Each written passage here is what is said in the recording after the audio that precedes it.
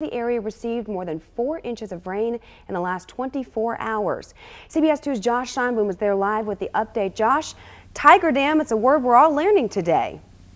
Yeah, and it is certainly being the front line of defense to start to help save a number of homes here in the area. Now, at least so far is the good news. This is where the floodwaters are right now. You can see clearly much higher and more close to the road than's probably for comfort, but the good news is it hasn't encroached too far just yet. Now, that being said, if you plan on heading here near the Cottage Grove Parkway, the entire road has been shut down. They're not letting any cars here in this area. Now, you also see they have those Tiger dams that Joy was talking about that are set up. They're protecting a number of homes here throughout the entire street on both ends that they have shut down here. Now, the way that these dams work is they're actually filled with water. They're stacked on top of one another like a pyramid, and the theory goes that if water gets too close, it should be enough to work as a sandbag of sorts, helping to protect these homes from floodwaters up to, again, 2.5, 3 feet tall. Now, Craig Hansen from the Cedar Rapids Public Works Department says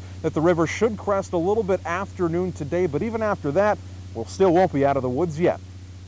We know that the Indian Creek, based on the levels in Marion, is rising. Based on what we saw in Thomas Park in Marion, we know that it will come up onto those roads. Now, at least the good news so far, we haven't seen too many authorities here on scene have to remove anybody, or we don't know of any evacuations that have taken place. In fact, we've actually seen neighbors pop in and out of their homes to take a look at these new Tiger dams that have been put in place. And of course, make sure you stay with us here on CBS 2 for the latest information on any floods that take place in the corridor. We are covering the corridor in Cedar Rapids. Josh Scheinblum, CBS 2 News.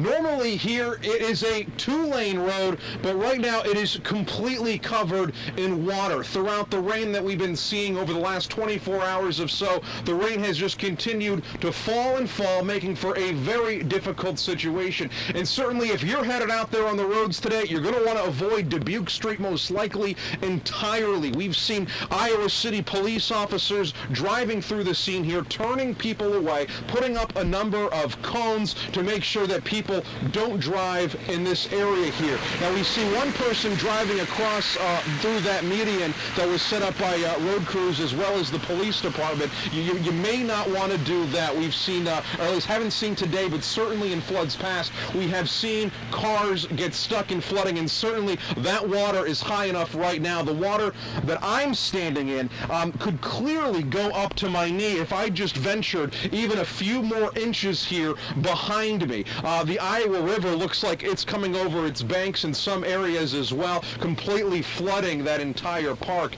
Now, we are right outside also of a University of Iowa dorm, Mayflower Hall, where students have been coming out to see the situation, and at least because of the flooding around that building, it doesn't look like they're going to be going anywhere soon. There was a mudslide in the rear part of the parking lot, and pretty much just a very difficult situation for everyone involved if you live here over in this neighborhood. Now, the good news, at least, is all 1,100 students who live inside that dorm, we're told, are safe and secure, and residence coordinators say they're doing all they can to make sure it stays that way. Make sure you stay with us here on CBS 2 for the latest information for this flood. We're covering the corridor in Iowa City. Josh Scheinblum, CBS 2 News.